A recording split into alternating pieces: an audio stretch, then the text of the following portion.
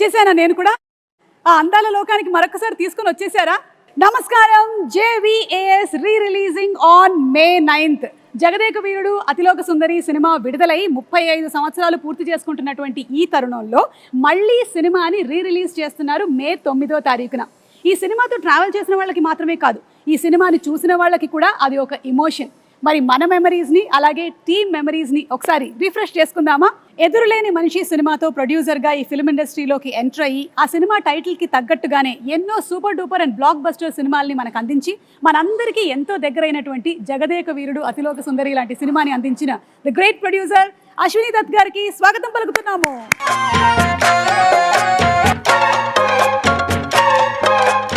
బాబు సినిమాతో తెరంగేట్రం చేసి వెండి తెర మీద ఎన్నో అద్భుతాలని సృష్టించి తరతరాలు మనం గుర్తుపెట్టుకునేటువంటి జగదేక వీరుడు అతిలోక సుందరి లాంటి సినిమాని మనకు అందించిన the captain of the ship దర్శకేంద్రులు శ్రీ కె రాఘవేంద్రరావు గారికి ఇదే మా సాదర స్వాగతం.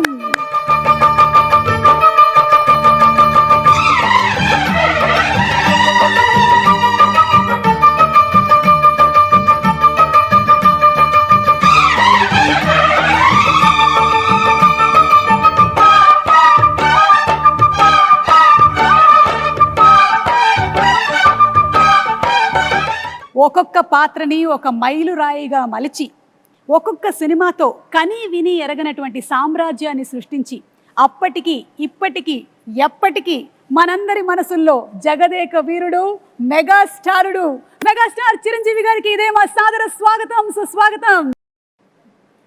అదేంటి చిరంజీవి గారు రావట్లేదు?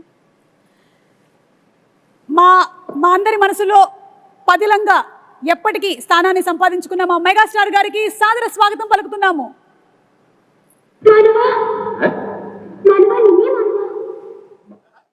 అలా అంటాం మా అనుభు చంపుతున్నావు.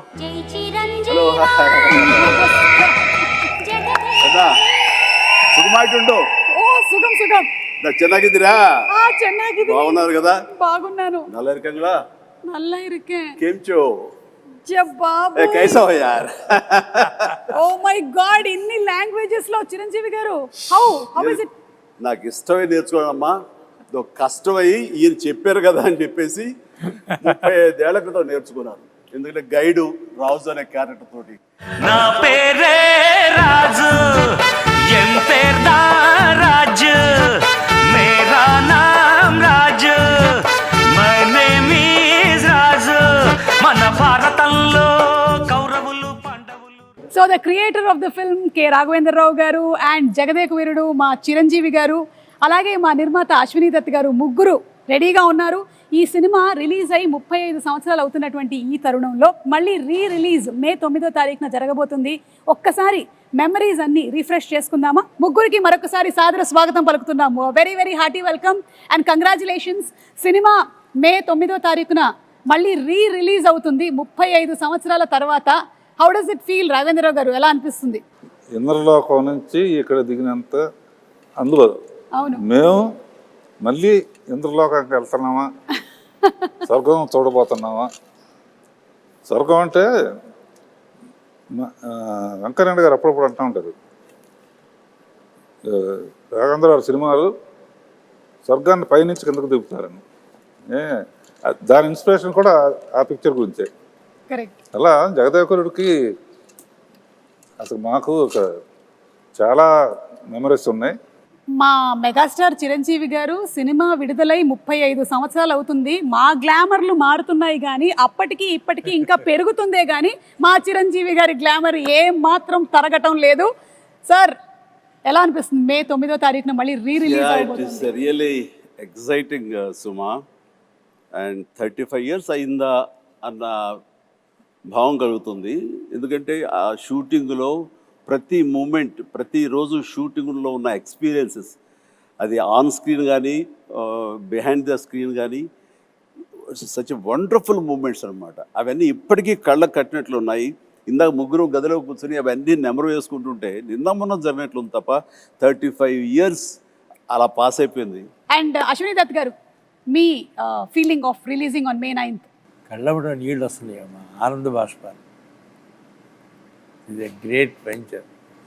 చిరంజీవి గారికి, రాఘవేంద్ర గారికి జన్మలకి రుణపడాలి.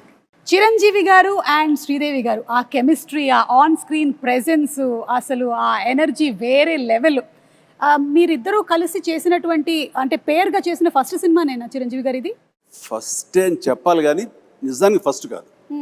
దానికి ముందు నా బిగినింగ్ ఆఫ్ మై కెరీర్లో తను ఇంకా బాంబేకి షిఫ్ట్ అయ్యి అక్కడ స్టార్గా సూపర్ స్టార్గా ఎస్టాబ్లిష్ అవ్వకముందు రాణి కసర రంగం అనే ఒక సినిమా చేశాను మన టిఎల్వి ప్రసాద్ డైరెక్షన్లో, వాసిరాజు ప్రకాశం గారు అబ్బాయి.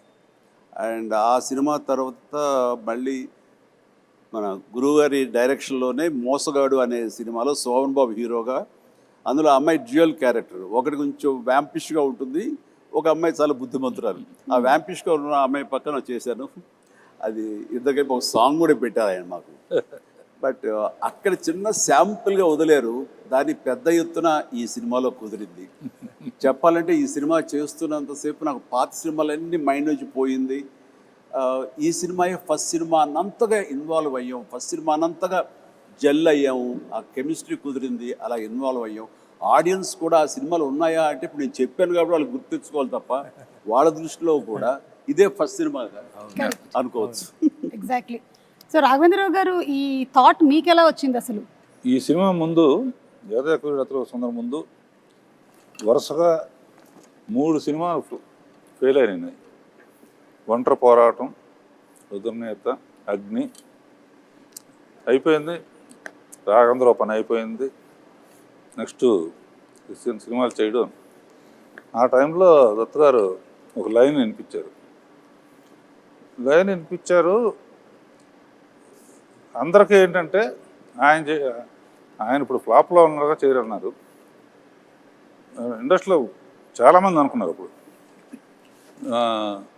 అది చేయటానికి చాలా ధైర్యంగా ఫ్లాప్ అయినా సరే నేనే చేయగలను అని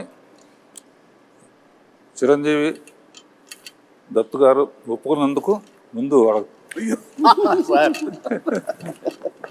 it is it's very emotional scene. చెప్పాలంటే దీనికి ఈయన ఆనెస్టీకి, ఈయన సిన్సియారిటీకి నిజంగా శిరస్సు వంచి నమస్కరిస్తున్నాను. ఆ టైం లోపల ఈ కథ, మూల కథ అనేది దత్తు గారి దగ్గరికి వచ్చినప్పుడు ఆయన చాలా లైక్ చేసి నాకు వినిపించారు. నాకు అయిన తర్వాత మేమంతా కలిసి డైరెక్టర్ గారు రాఘవేంద్ర గారి కదే అనుకుంటుండగా ఆయనగా నేను కానీ కొంతమంది బయట నుంచి ఆయన ఇప్పుడు ఇదిలో ఉన్నారు, బాపయ్య గారు బెటర్ కదా, లేకపోతే ఇంకొకరు బెటర్ కదా అని అంటుంటే అస్సలు ఇద్దరు తిరగబడ్డావు. ఇలాంటి సలహాలు ఇవ్వకండి మీకు. అండ్ మాకు అటు ఈయన ఉండాలి, ఇలాంటి కథకి, సోషియో ఫ్యాంటసీకి, అటు మా ఇద్దరిని జస్టిఫై చేయడానికి, ఆ రిచ్నెస్ కనబరచడానికి the one and only director Raghavendra గారు తప్ప ఎవరి వల్ల కాదు. రాఘవేంద్ర గారు వద్దు అనుకుంటే టోటల్ సినిమా వద్దు అన్నారు. ఇది నేను చెప్పింది. అలా జరిగింది మా ఇద్దరి మధ్య డిస్కషన్ అండి. ఇంకా అక్కడి నుంచి మీరు విజృంభించారు. ఇంకా అంటే ఈ జనరేషన్కి ఇది చాలా పెద్ద ఇన్స్పిరేషన్ చిరంజీవి గారు. ఎందుకంటే ఈ రోజుల్లో ఏదైనా ఒక సినిమా ఫ్లాప్ అయింది అంటే ఆ డైరెక్టర్కి ఆ తర్వాత నెక్స్ట్ ఒక్కొక్కసారి వచ్చేటువంటి అవకాశం ఉంది, కానీ కొన్నిసార్లు వచ్చేటువంటి అవకాశం చాలా తక్కువ. అలాంటిది రాఘవేంద్రరావు గారు చెప్పినట్టుగా ఒక 3 సినిమాలు వరుసగా ఫ్లాప్ అయిన తర్వాత కూడా రాఘవేంద్రరావు గారే కావాలి అని పట్టుబట్టి ప్రొడ్యూసర్ అండ్ హీరో నిలబడడం అనేది it's something great that this generation should take as an inspiration. ఒక మనిషి టాలెంట్ని ప్రీవియస్ సినిమా ఫ్లాప్లు అవి డిసైడ్ చెయ్యవు. ఆ కథాంశంలో ఎక్కడో ఏదో చిన్న తప్పిదం జరుగుంటుంది కాబట్టి అది ఫెయిల్ అయ్యేమో తప్ప ఆ వ్యక్తిగతంగా ఆ టాలెంటెడ్ పర్సన్స్, ఆ టాలెంటెడ్ హీరో, ఆ టాలెంటెడ్ డైరెక్టర్ వాళ్ళు ఎప్పుడూ ఫెయిల్ అవ్వరు. అందుకని హిట్ అయినా ఫ్లాప్ అయినా ఆ కంటెంటే తప్ప మనుషులుగా ఇంత విజయాలు చూసినటువంటి మనుషులుగా, ఇంత ప్రజాదరణ పొందినటువంటి టెక్నీషియన్స్గా, ఆర్టిస్టులుగా వీళ్ళు ఎప్పుడు ఫెయిల్ అవ్వరమ్మా. ఆ నమ్మకం మాకు. ఈ సినిమా ఆ టైంలో ఆయన కొంచెం నిరుత్సాహంగా అన్న టైంలో ఈ సినిమా కథాంశం ఆయన తీసుకెళ్ళినప్పుడు కానీ వెనకాల మేము ఉండి ఎస్ రండి సార్ అన్నప్పుడు ఆయన ఎంతగా విజృంభించారంటే, ఎంతగా ప్రతి ఫ్రేము ఎలాగ చెక్కారంటే, ఎలాగ కథలో అందరిని ఇన్వాల్వ్ చేసి అందరి ఇన్పుట్స్ ఎలా తీసుకున్నారు అంటే అది నేను మాటలు చెప్పలేను. అంత ఇదిగా చేసుకున్నారు. అంటే నన్ను కూడా కూర్చోబెట్టారు. అండ్ ఎవరు ఏమి చెప్తారో, ఏ మంచి బిట్టు చెప్తారో అని దాదాపుగా 15-20 మంది రైటర్స్ నాకు తెలుసు. 1 month 27 మంది రైటర్స్ అని విన్నాను చిరంజీవి గారు. నేను 27 మంది రైటర్స్ అని 27 విన్నాను. మంది ఏవో చిన్న కథ, లేకపోతే ఒక చిన్న టర్నింగ్ పాయింట్, ఒక చిన్న టిడ్బిట్, ఒక కామెడీ సెటప్ చెప్పిన వాళ్ళు కొంతమంది, అందరి ఇన్పుట్స్ తీసుకుని ఈయన చక్కగా దాన్ని పొందుపరిచిన విధానం కానీ, దాన్ని రాబట్టిన విధానం కానీ, తను తెరకెక్కించిన విధానం కానీ నా భూతో నా భవిష్యత్తు. అదే జగదేక వీరుడు అతిలోక సుందరి. అండ్ 27 మంది రైటర్స్ తో పాటు మీరు కూడా ఒక 35 డేస్ కూర్చున్నారని విన్నాం. 35 days అండి. నేను కూర్చున్నాను. అది ఆయన గొప్పతనం. అంటే మా మధ్య ఈగోలు లేవు అనడానికి, ఎవరి నుంచి ఏమొస్తుందో మనకు అది ఉపయోగపడుతుందన్న ఆయన విస్తృత భావం, అది నన్ను కూడా కూర్చోబెట్టాలి చేసింది. అండ్ నాకు తెలిసింది నేను మాట్లాడాను. అట్లాగా అందరం కంట్రిబ్యూషన్ తోటి వచ్చింది. జగదేక వీరుడు అతిలోక సుందరి అనేటువంటి సినిమా మీకెన్నో మెమరీస్ని ఇచ్చాయి. అలాగే మాకు కూడా ప్రేక్షకులుగా ఎన్నో మెమరీస్, అంటే కొంతమందికి స్కూల్ టైంలో ఉండేటువంటి మెమరీస్, కొంతమందికి కాలేజ్ టైము, కొంతమంది ప్రేమలో పడ్డారు, కొంతమంది పెళ్లి చేసుకున్నారు. సో అందుకని ఈ సినిమా రిలీజ్ అవుతున్నటువంటి ఈ తరుణంలో అందరూ ఒక్కసారి రీఫ్రెష్ చేసుకుంటున్నారు. అందులోనూ సినిమా 3Dలో రిలీజ్ అవుతోంది. So we're more than happy. ఎందుకంటే చిరంజీవి గారిని మరింత దగ్గరగా చూడొచ్చు, శ్రీదేవి గారిని మరింత దగ్గరగా చూడొచ్చు. ఓకే, సో ఈ సినిమాలో 6 పాటలు, అండ్ 6 పాటలు సూపర్ డూపర్ హిట్. ఇది చాలా అరుదుగా జరిగేటువంటి ఫినామినా ఈ రోజుల్లో అయితే. అండ్ ఇళయరాజా గారి మ్యూజిక్ సిట్టింగ్స్ ఎలా ఉండేవి? ఫిల్మ్ ఇండస్ట్రీకి మ్యూజిక్లో ఒక కొత్త సౌండ్ వినిపించింది మొట్టమొదటి ఇళయరాజా గారు. అప్పటి వరకు ఒక టైప్ ఉన్నది. ఆ సౌండింగ్ కానీ, ఆ ఆర్కెస్ట్రేషన్ కానీ, నేను ముందే ఆఖరి పోరాటం అప్పుడే సరెండర్ అయిపోయాను ఆయనకి. ఏమంటే నాకు కూడా కొంచెం పాటల మీద అనుభవం ఉంది. కొంచెం నెక్స్ట్ టైం కొంచెం ఇబ్బంది పెడతాను, 1-2 ట్యూన్లు ఎక్కువ చేపించుకోవటం అలవాటు నాకని.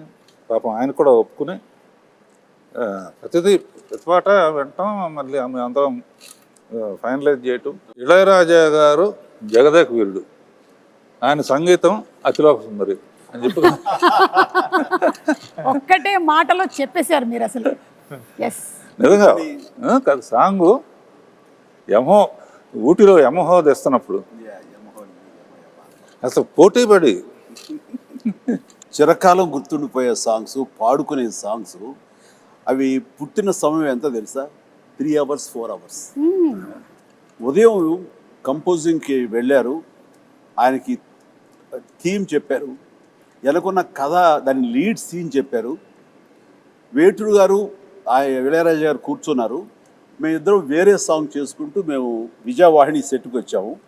ప్రసాద్ సెట్లో వాళ్ళు కంపోజిషన్ కూర్చున్నారు. ఎట్ అబౌట్ 2 o'clock 3 o'clock అయితే బ్రేక్ అయిన 4 o'clock లోపల ఆ ట్యూన్ తీసుకుని వేటూరు సుందరామూర్తి గారు మా సెట్లో వచ్చి కూర్చున్నారు. వినిపించారు. ఎలా ఉందో చెప్తే దాన్ని బట్టి మేము ముందుకు వెళ్ళాలా, వేరేది ఆలోచించాలా అన్నారు అని. ఉదయమే కదా చెప్పి అప్పుడే వచ్చారు. ఏంటంటే మీరండి అన్నారు, ఆ సాంగే అమ్మని కమ్మని దెబ్బ.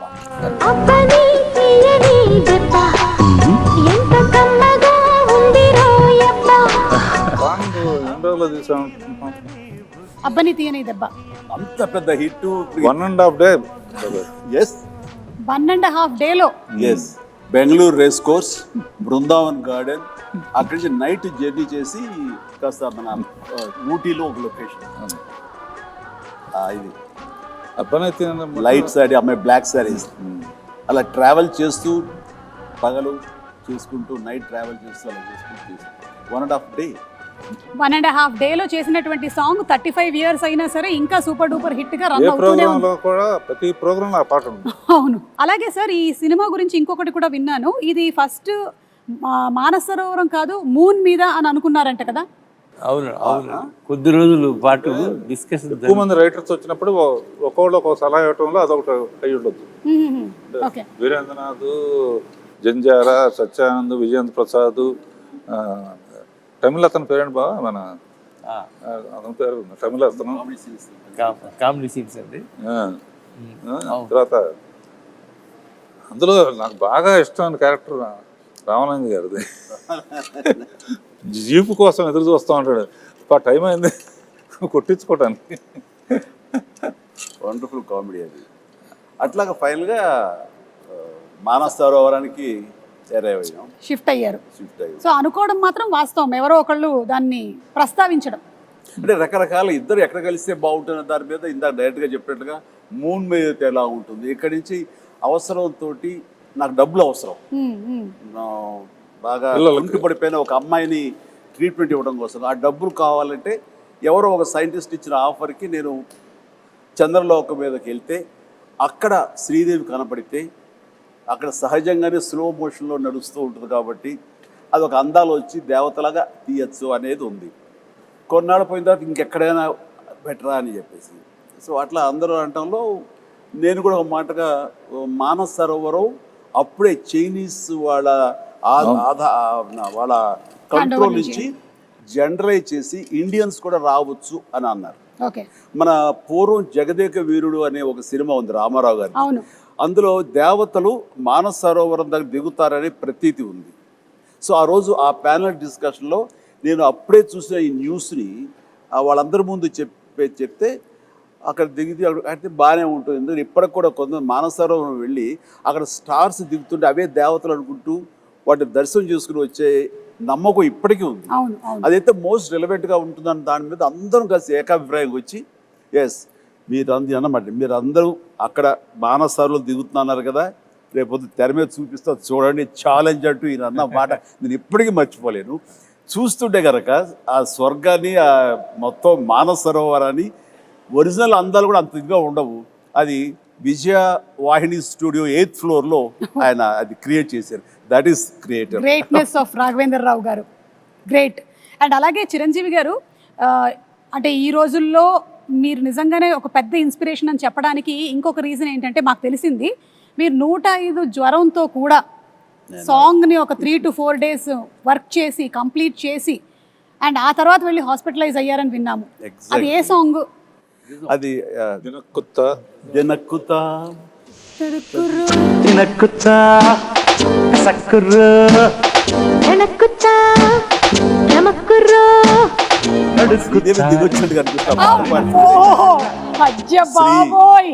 ఎలా ఉన్నావమ్మా, నేను మిస్ అవుతున్నావు నిజంగా. ఈ ఈవెంట్లో ఈ రిలీజ్లో నువ్వు లేకపోవడం అనేది మా అందరిలోనూ విపరీతమైన లోటుగా అనిపిస్తుంది.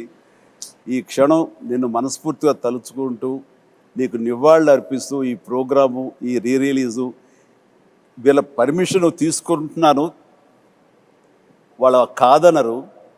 ఆ మహాతలికి తనకి ఇది అంకితం ఈ రిలీజ్.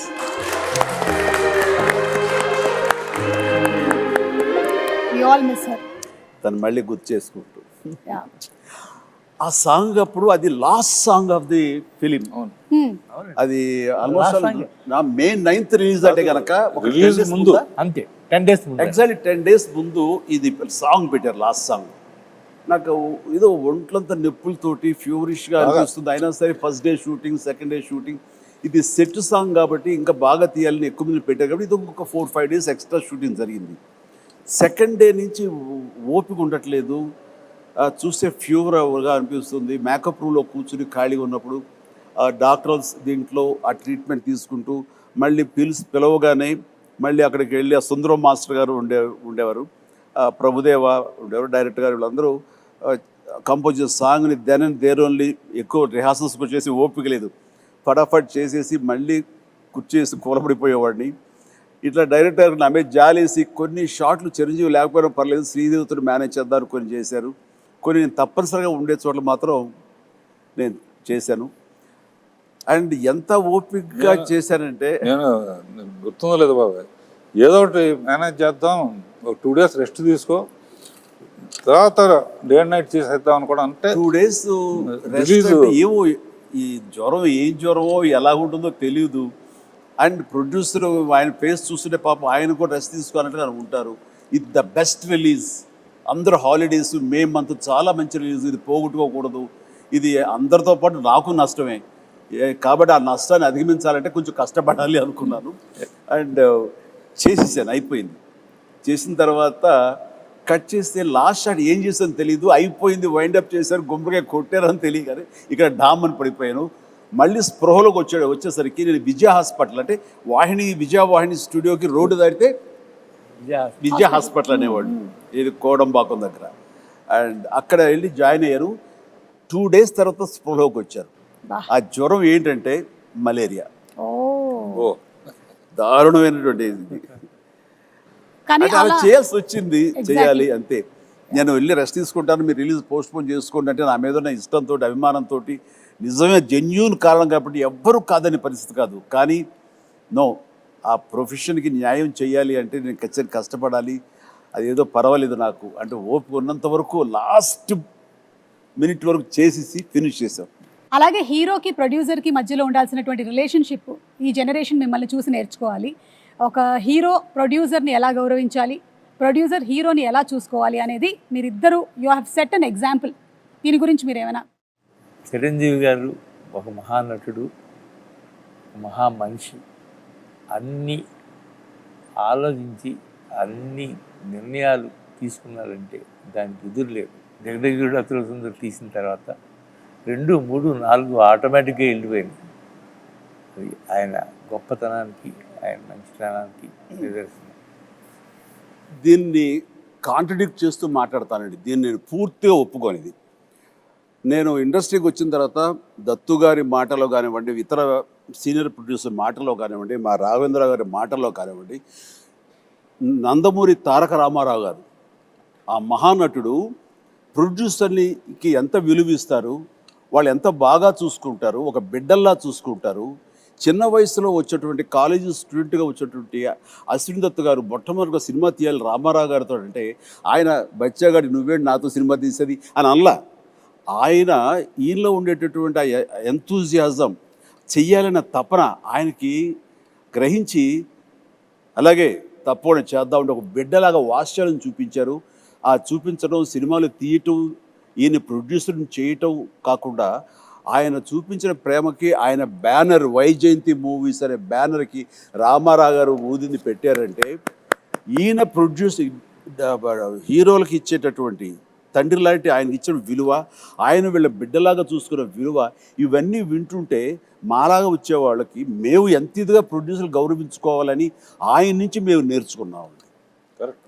అంటే కాబట్టి నేను కూడా నా ప్రొడ్యూసర్స్కి అంత విలువ ఇచ్చి, వాళ్ళు లేకపోతే నేను లేను కదా. నాలో ఎంత టాలెంట్ ఉన్నా, ఎంత యాస్పిరేషన్స్ ఉన్నా, ఎంత కష్టపడే మనస్తత్వం ఉన్నా సరే ఆ వేదికనివ్వాలి కదా. అలా ఇచ్చేవాళ్లే తల్లిదండ్రులు, వాళ్లే దర్శక నిర్మాతలని మనస్ఫూర్తిగా నేను నమ్మే ఆంజనేయ స్వామి సాక్షిగా నేను నమ్ముతాను. అందుకే వాళ్ళకి విలువిస్తాను. నాకు వాళ్ళ ఈ పొజిషన్లో ఉండడానికి కారణం అడవి రాముడు, ఎన్టీ రామారావు గారు. ఆయనతో 12 సినిమాలు చేశాను. బాబాయ్ బాబాయ్ అని పిలుస్తాను. ఇలాంటి హిట్స్ ఈయనతో 14 చేశాను. అందులో ఎప్పుడు అందాలలో అహో మహోదయం అంతే అది గుర్తుకొస్తూ ఉంటుంది. గుర్తుకొచ్చి వాళ్ళిద్దరూ ఆ పైనుంచి అమ్మాయి రావటం, ఈయన గైడ్గా రావటం.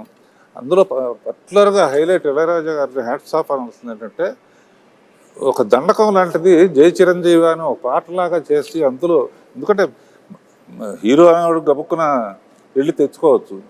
ఒక పాటలో పిల్లలు పాడుతూ ఉంటాం ఆంజనేయ స్వామి జై చిరంజీవి అని, మనిషి పేరు కూడా చిరంజీవి కనుక, ఆంజనేయ స్వామి చిరంజీవి కనుక జై చిరంజీవి పాడుతూ ఉంటాం. ఇంటర్కట్లో మంచు కొండల్లో స్కేట్ అవటం, గిట్ అవటం, స్కీయింగ్ చేయటం అంత తేలిగ్గా మొక్క దొరికేసిన, పైగా అట్నుంచి ఆవిడ రాబోతుంది. సో అంతమంది రావటం చూపించాం. ఆ ఫస్ట్ టైం కలవటం, అక్కడ కలవటానికి ఇంత శ్రమ పడితే వాళ్ళ కోసం ఒక దేవకరిని కలవటం అనేది ఆ మ్యూజిక్ కానీ ఒకళ్ళనొకళ్ళు చూసుకోకుండా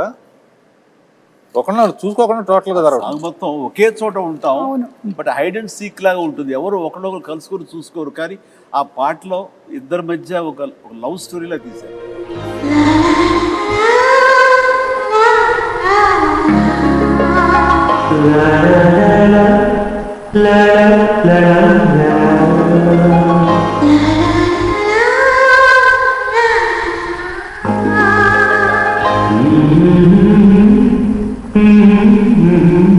అలాగే ఇందులో వర్క్ చేసినటువంటి గ్రేట్ టెక్నీషియన్స్ లైక్ ఇళయరాజా గారు, రాజు సుందరం గారు, విన్సెంట్ గారు, వాళ్ళ గురించి. ప్రకాష్ గారు, విన్సెంట్ గారు, yeah 8th floor biggest floor ఏషియాలో వానే స్టూడియోలో. న్యాయంగా అయితే కాశ్మీర్ ఎక్కడికో వెళ్ళి తీయాలి. అవసరం లేదు, విల్ క్రియేట్ అంటే సబ్జెక్ట్ అయిన తర్వాత విన్సెంట్ గారు ఎక్కడున్న మహానుభావుడు, ఒక్క గ్రాఫిక్ షాట్ లేదమ్మా. ఏ 8th ఫ్లోర్ సరే, మెగా ప్రొడ్యూసర్, మెగా హీరో, అప్పటికి మెగా సూపర్ ఫస్ట్ సుప్రీమా దత్కార్ ప్రొడక్షన్ అంటే 8th ఫ్లోర్ ఫుల్గా మంచుకొండలాగా చేసేస్తామని చలంగారు కదా ఆర్ట్ తెలంగాణ చేస్తే, ఈయన ఒక్కో షాట్కి విన్సెంట్ గారు షాట్ చెప్పిన తర్వాత ఆయన పని ఏదో ఆ పాలిథిన్ పేపర్ తీసుకుని కెమెరా ముందు పాలిథిన్ పేపర్ అలా పెట్టి అదే చిన్న మంచు గుహలాగా ఆ పక్కన చిన్న వేజలను తీసుకుని లెన్స్కి ఎడ్జెస్లో గ్లో రావడం కోసం గ్లో రావడం వ్యాసని పూసి చేసేవాడు. అది నేకెడ్ అయితే చూస్తే ఏంటది ఆయన ఇలా చేసుకుంటున్నారని, బట్ కెమెరాలో చూస్తే అప్పుడు ఇంకోటి లేవుగా, మన మానిటర్లు కూడా monitors లేవు. లేవు. అవును. వాళ్ళు చూస్తుంటే ఇది ఒక అద్భుతమైన మంచు గుహలో నుంచి కెమెరా పెట్టి ముందుకు ట్రావెల్ అవుతున్న ఫీలింగ్ ఇచ్చేవాడు. అత్యద్భుతం అట్లా. అండ్ అన్నిటికీ మించి శ్రీదేవి టోటల్గా ఇంకా ఇక్కడ ఉండటం లేదు, వాళ్ళ నాన్నగారు పిలిచారు కాబట్టి లిబరలైజ్ అయ్యి వెళ్ళిపోతుంది పైకి. అది మేము పెట్టిన హట్ ఏదైతే ఉందో అది ఓపెన్ అయ్యి అందులోంచి ఆ అమ్మాయి పైకి వెళ్ళిపోవడం చూస్తుంటే, ఈ రోజుల్లో ఆ షాట్ తీయాలి అంటే ఎన్ని కోట్లు ఖర్చు అవుతుందో నాకు తెలియదు, కానీ దానికి ఆయన నో టైం, మార్నింగ్ స్టార్ట్ చేసి ఈవినింగ్ లోపలికి తీశారు. ఇప్పటికీ ఆ షాట్ అత్యద్భుతమైన షాట్. రేపు 9వ తారీఖు అందరూ చూస్తారు ఇది. అలాంటి కొన్ని విజువల్ వండర్స్ గ్రాఫిక్ లేకుండా చేసిన ఎన్నో షాట్స్ ఉన్నాయి. Super sir. అలాగే రాజు సుందరం మాస్టర్ గురించి ప్రభుదేవ సడన్గా ఒకసారి సుందరం మాస్టర్కి అసిస్టెంట్గా వచ్చాడు ప్రభుదేవ. పని నుండి వెళ్ళాల్సి వస్తే అబ్బని తీని దెబ్బ కొట్టి ప్రభుదేవాన్ని పెట్టి మనం లైట్గా అవును లైట్ మూమెంట్స్ ఉండాలని చెప్పి రిహార్సల్ చేసి ప్రభుదేవ ఫస్ట్ సాంగ్ అబ్బని తీని దెబ్బ. అందరూ ఒకసారి వచ్చినట్టున్నారు, సుందరం మాస్టర్ వచ్చినట్టున్నారండి. బెంగళూరు రేస్ కోర్స్ దగ్గర ఆయన కనిపించాడు కదా, అప్పుడు లేడా? లేదు, అక్కడ ఉన్నారు. ఫస్ట్ తోట ఉందే, అవును, అక్కడి నుంచి వెళ్ళిపోయారు. Okay, green house, green house, ఆ రెడ్ శారీ కట్టుకుని అక్కడ ఉన్నారు. ఎక్కడో ఒక కపుల్ ఆఫ్ డేస్ వచ్చేసాయని అబ్బాయికి ఇచ్చేది. వీడు చాలా బాగా చేశాడు. అంటే తన మీద నాకు చాలా నమ్మకం అండి. దీనికంటే ముందు లంకేశ్వరుడు అనే సినిమా, ఆ తర్వాత రాజా విక్రమార్క, ఈ సినిమాలప్పుడు తను చాలా చిన్న కుర్రాడు. నేను వాడిని నిశ్చితంగా చూస్తుంటే అద్భుతమైన టాలెంట్ అనిపించింది. వాడితోటి మనం చేయించుకుంటే మనం కొత్తగా కనబడతాం. అంటే old wine and new bottle ఎప్పుడు అలాగే చేస్తుండేవాడు, ముఖ్యంగా డ్యాన్సుల విషయంలో. అలా చేసిన తర్వాత సార్ అటు చిన్నవాడు సార్, వాడికి ఏం తెలుసు సార్ అని సుందరం మాస్టర్ అనేవాడు. లేదు మాస్టర్ వాడిని పెట్టండి అని చెప్పేసి, వాడికి వీసా కూడా రాని అంత చిన్నవాడు, 16 ఏళ్ల వయసు. అప్పుడు నేను మలేషియా తీసుకెళ్ళి ఒక సాంగ్ ఇచ్చాను, ఇది స్టువర్ట్పురం పోలీస్ స్టేషన్. అప్పుడు స్టార్ట్ అయింది. ఆ తర్వాత నుంచి 2-3 సినిమాలు ఇందా చెప్పానుగా, లంకేశ్వరుడు కానీ కానీ అయింది. ఆ తర్వాత ఇందులో కన్నడ మొగుడు చింపేశాడు. అట్లాగా అతని టాలెంట్ని ఫస్ట్ ఐడెంటిఫై చేసి ఎంకరేజ్ చేసింది వాళ్ళ నాన్నగారు. భయపడితే కూడా, సుందర మాస్టర్ భయపడితే కూడా నేను తనని ఎంకరేజ్ చేయడం జరిగింది. అందులో ఇంకా తర్వాత డైరెక్టర్ గారు వాళ్ళందరూ కూడా తనకి పుష్ ఇవ్వడంతో ఈ రోజున ప్రభుదేవ అంటే ఎక్కడో ఉన్నాడు. Dance is equal to Prabhudeva is equal to dance, అలా అయిపోయింది. Exactly. As a choreographer, director, hero ఎంతో ఎదిగాడు ఆయన కూడా.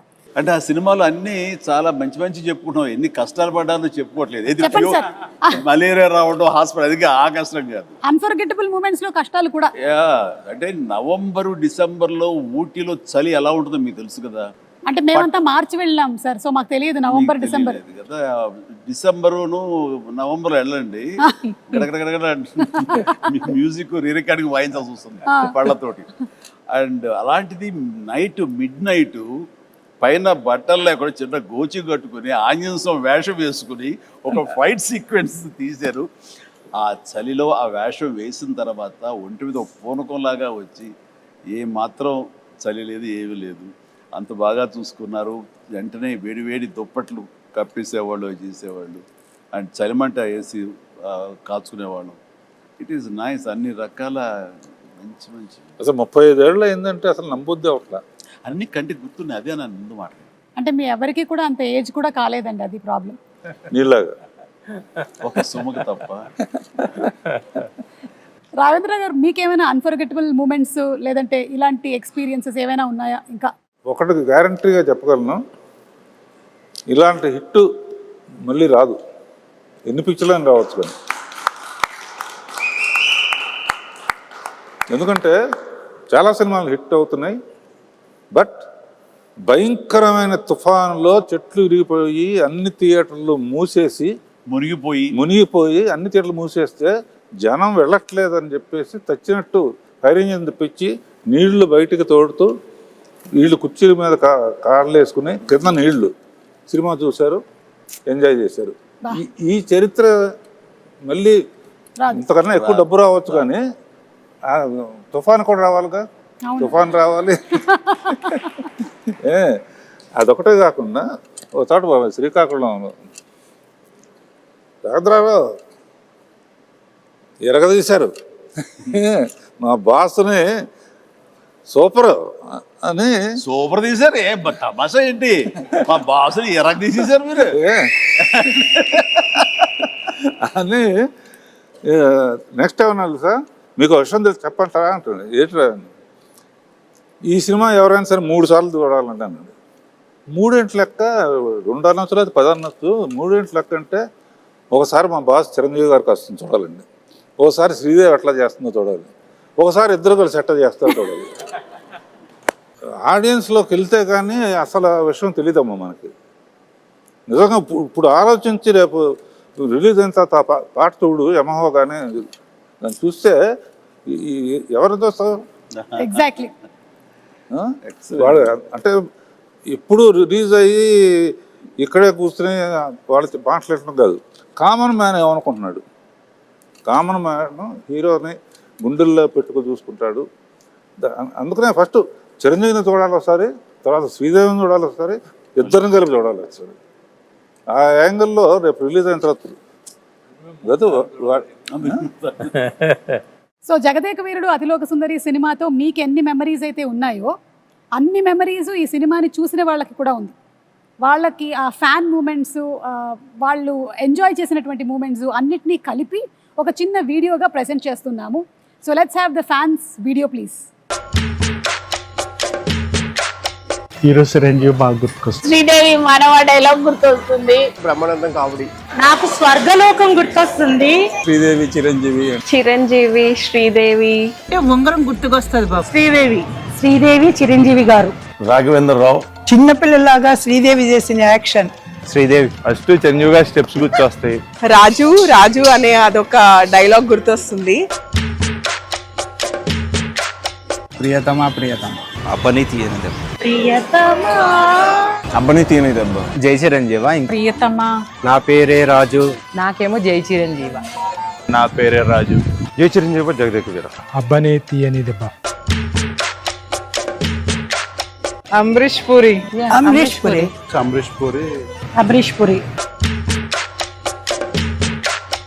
అప్పట్లో సినిమాకి టికెట్ల కోసం పెద్ద కుస్తీయే జరిగిందిలే. కాలేజ్ బంక్ చేసి మరీ చూసాం.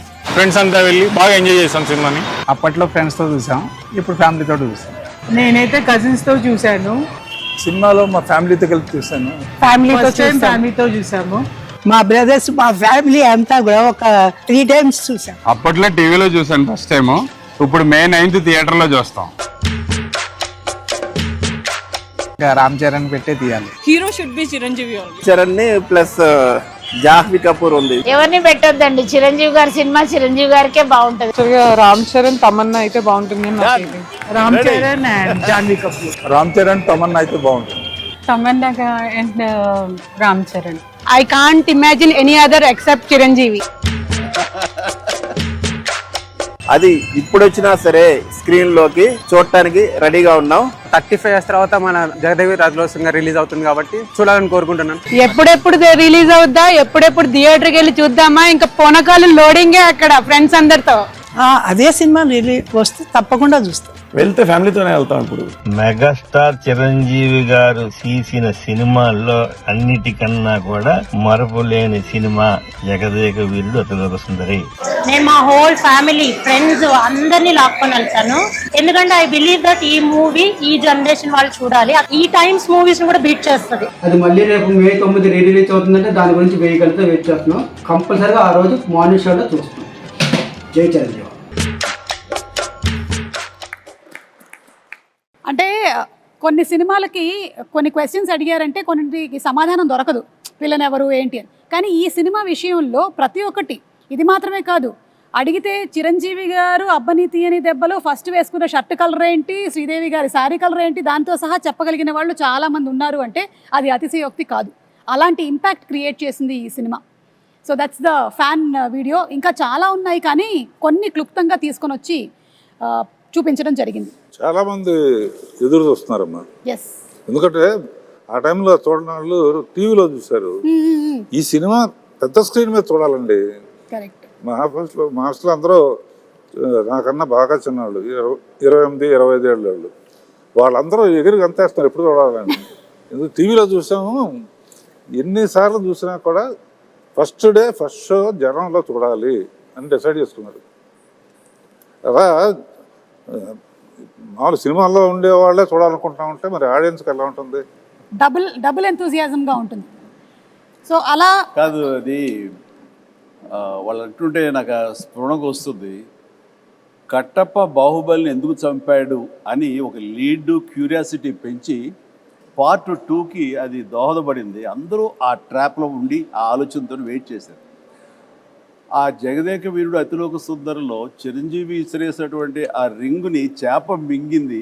ఆ తర్వాత రింగ్ ఏమైపోయింది, అంత ప్రభావితం ఉన్న రింగు, అంత ప్రభావం ఉన్న రింగ్ ఏమైపోయింది అని క్వశ్చన్ మార్క్ వేసి వదిలితే టేక్ 2 జగదేక వీరుడు అతిలోక సుందరి 2 ఎప్పుడో వచ్చి ఉండేది. ఎగ్జాక్ట్లీ ఆ మార్కెటింగ్ స్ట్రాటజీ అక్కడ జస్ట్ మిస్ అయ్యాం. రింగు చేప నోట్లో మింగటం గ్రాఫిక్ కాదు, ఆయన తీశారు విన్సెంట్ గారు. ఒకవేళ గనక ఈ సినిమా సీక్వెల్ కానీ లేకపోతే మళ్ళీ చేస్తే ఎవరు చేస్తే బాగుంటుంది? ఇంకా డౌట్ ఎందుకండి, నేనే అని అనలేను.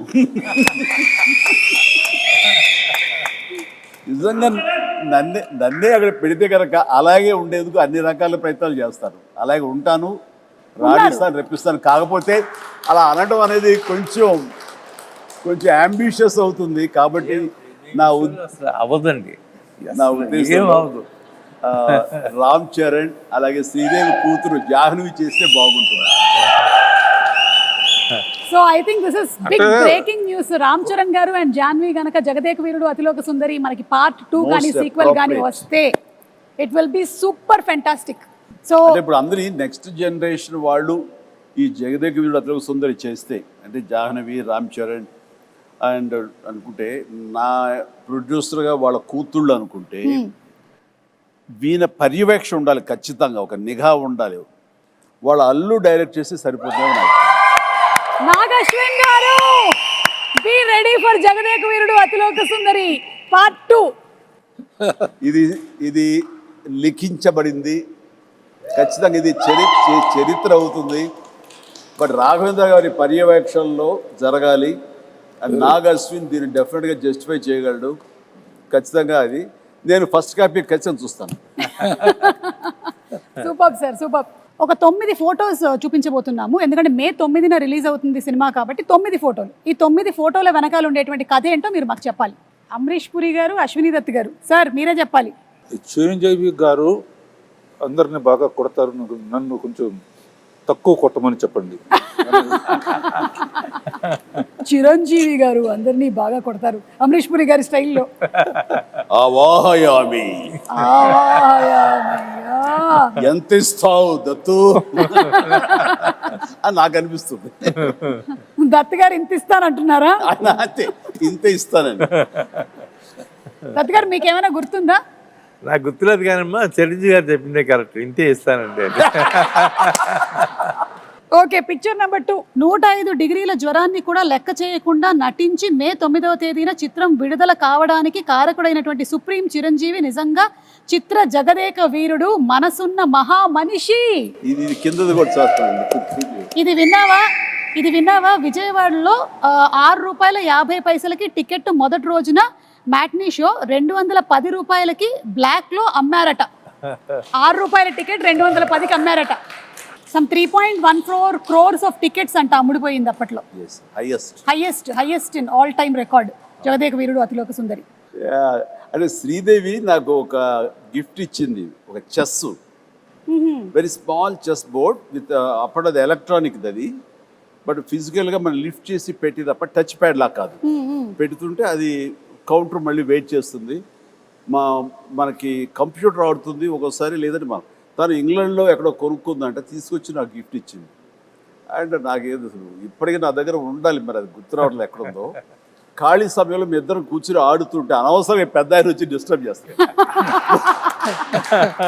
నేనున్నాను అవాహయామి అన్నాడు మహాన్. కానీ ఇద్దరు స్వర్గస్థులు అయ్యారు. వాళ్ళ ఆత్మకి నిజంగా శాంతి చేకూర్చాలి. గొప్ప స్నేహపూర్వకంగా చేసాము ఈ సినిమా. ఆ సీన్స్ గారు ఆయన కూడా wonderful artist, wonderful human being అండి బాబా.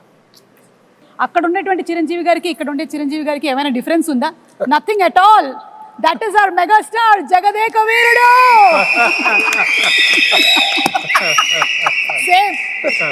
Same to same.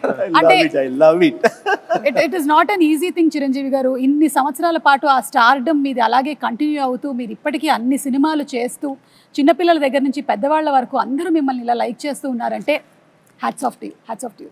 Great. First షాటా సార్? ఎగ్జాక్ట్లీ. అండ్ ఆ క్యాసినో సీన్ షూట్ చేశారా సార్? ఏమండి? ఆ క్యాసినోకి వెళ్తారు. క్యాసినోలోకి వెళ్తాం కదా, వెళ్ళి అర్ధచంద్రాకారం ఒక కట్అవుట్ ఉంటుంది, దాని వెనకాల ఫోటో దిగితే అది ఎంత ఇంపార్టెంట్ సీన్ అంటే ఆ ఫోటోలో మేమందరం ఉంటాం. నేను పిల్లలు శ్రీదేవితో కలిపి దిగిన శ్రీదేవి గాయబ్ అయిపోతుంది, ఉండదు. ఎందుకు ఉండదు అనే దాని మీద మాకు ఫస్ట్ క్లూ, ఈ అమ్మాయి ఏమన్నా మానవ కన్య కాదా, ఇది అసామాన్య కన్య అనే డౌట్ వస్తుంది. అది సినిమాకి చాలా కీలకమైన సీన్ తర్వాత. కరెక్ట్. అండ్ అమ్మాయి మామూలు మనిషి కాదు అని నా రికలెక్షన్స్లో ఇది ఒక రికలెక్షన్. అది ముహూర్తం షాట్గా పెట్టారు, అక్కడ ఫైట్ అది చేయటం బాగుంది. ఊటీలో సీన్ ఇదేనా సార్? ఇదేనమ్మా నేను చెప్పిన సీన్. చలికి వణుకుతూ, అదేమో వీళ్ళందరూ అనుకుంటున్నారు చిరంజీవి ఆవేశంతో వణుకుతున్నాడు ఫైట్గా అనుకుంటారు, అది లోపల చలికి వణుకుతున్నారు. ఏదో మ్యాచ్ అయిపోయింది, కుదిరిపోయింది. నేను మటుకు షాల్ వేసుకుని ఉన్నాను చూడ లాస్ట్లో. అదే మీరు షాల్ వేసుకుని ఉన్నారు. మీరు షాల్ జస్ట్ టవల్ లాగా వేసుకుని ఉన్నారు, కానీ మీరు కూడా ఏమి షాల్ కప్పుకోలేదు. కాదు, ఇదేమో బేరుబాడి. ఆ చలి అసలు మామూలు చలి కాదు. అప్పుడు ఆంజనేయ స్వామి గెటప్ వేసిన మేకప్ అండ్ స్టిల్ ఇక్కడే ఉన్నాడు. అవునా? ఒకసారి వచ్చి కనిపించవయ్యా శివ. ఆ మేకప్ వేసి ఆ చేతులు అతను వేయాలి. మీ దగ్గర ఉండేటువంటి ఆర్టిస్టుల్ని, అలాగే మీ దగ్గర ఉండేటువంటి టెక్నీషియన్స్ని చిరంజీవి గారు మీరు ఎలా గౌరవిస్తారు అని, అలాగే మీతో పాటు ఇన్ని సంవత్సరాల పాటు ఒక టెక్నీషియన్ ట్రావెల్ చేశాడంటే అది నిజంగా మీ పెద్ద మనసుకి తార్కాణం. వస్తుంది ఇప్పుడే ఆ గెటప్ వేసిన ఆంజనేయ స్వామి గెటప్ వేసిన పంచుకుట్టిన షాజీ ఇక్కడే ఉన్నాడు. కాదు సార్, ఇంకా చిన్నపిల్లలాగా అప్పుడు కూడా కష్టపడి అవన్నీ చేసేవాడు.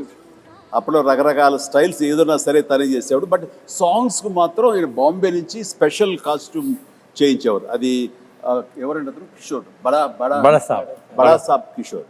బట్ ఇవన్నీ లోకల్వి, ఈ మైథాలజీ కానివ్వండి, రెగ్యులర్గా వేసుకునే డ్రెస్సెస్ కానీ షాజీ చేశాడు.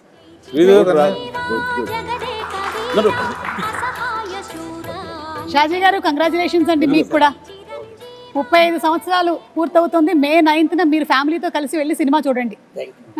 అంటే ఇది కూడా ఫస్ట్ డే ఆఫ్ షూటే, ఎందుకంటే అదే కాస్ట్యూమ్స్ లో ఉన్నారు కాబట్టి మేబీ అనుకుంటున్నాను. మీరే సార్, మీరే. The handsome, the most wanted director Raghavendra Rao గారే. కింద మన మనోడు, కింద మన స్టిల్ ఫోటోగ్రాఫర్ శ్యాము. ఇందులో ఆయన ఎక్కడ విన్సెంట్ గారు కెమెరా, ఆయన కెమెరా తోడు పక్కన చెప్తాడు, పర్యవేక్షణతో ఆయన okay. Real director of photography ఆయన. వ్యూ చేసేవాళ్ళు ఆపరేటర్ కెమెరామెన్ అసిస్టెంట్గా ఎవరికి ఇచ్చేస్తారు. నేను ఎవరికో ఏదో చెప్తా, విఎస్ రెడ్డి ఉన్నాడు కో డైరెక్టర్. ఇది ఇక్కడికి వచ్చేసరికి అదే ప్రియతమ సాంగ్ ఇది. గోల్డ్ ఫాయిల్ తోటి ఉన్న సెట్ ఆ పార్ట్ అది. ఇక్కడికి వచ్చేసరికి సినిమా అద్భుతంగా వచ్చేస్తుంది, హిట్ వచ్చేస్తుంది నమ్మకం ప్రతి ఒక్కరు ఏర్పడిపోయింది. అందులో మా అందరి మొహం ఓవర్ కాన్ఫిడెన్స్ ఉంటుంది. ఇక్కడ రాఘవేంద్రరావు గారు శాలువా కప్పుకొని కూర్చొని ఉన్నారు ఊటీలో, మాకు అర్థమవుతుంది ఆ చలి. మీరు సెలెక్ట్ చేసిన నీ యమ అందం సాంగ్.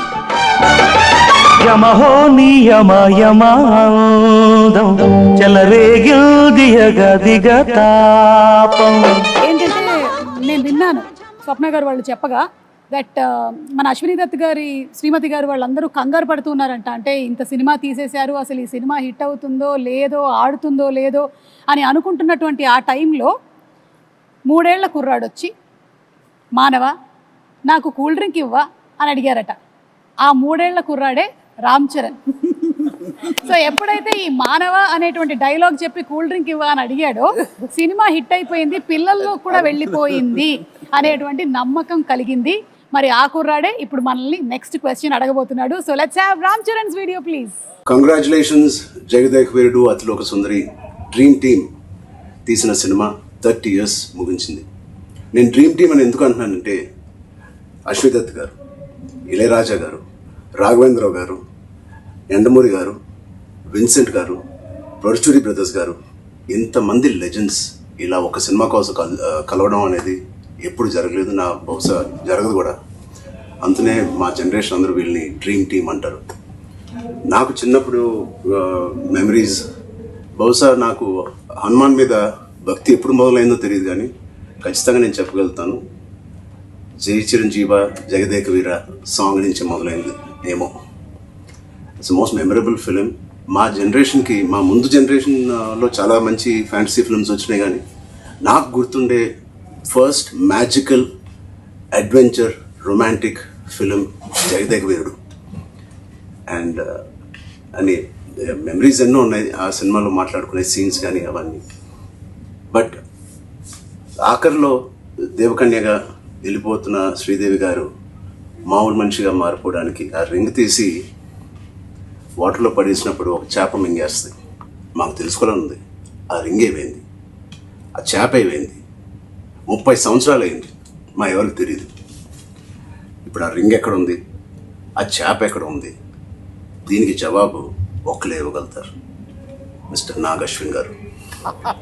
నాగశ్విన్ మా జనరేషన్కి త్వరలో ఒక మంచి జవాబు ఇవ్వాలని డిమాండ్ చేస్తున్నాం, అడగట్లేదు. Thank you so much. అంటే లైక్ ఫాదర్ లైక్ సన్. ఇది తెలియకుండా నేను అన్నమాట ఇది. Exactly absolute no clue. ఇందాక అనుకుంటా నెక్స్ట్ జనరేషన్ సినిమా చేసి ఎవరెవరు ఏంటి అన్నప్పుడు సార్ ఆన్సర్ చాలా సింక్ లో ఉంది. Nag Ashwin be ready. Like father like son Chiranjeevi garu ఏదైతే చెప్పారో అదే రామ్ చరణ్ రిపీట్ చేశారు. నీ గడ్డానికి నా గడ్డానికి పోటీ నాగశ్విన్. ఆయన ముడేసేవారే, ఎలాగ జుట్లేదు కానీ.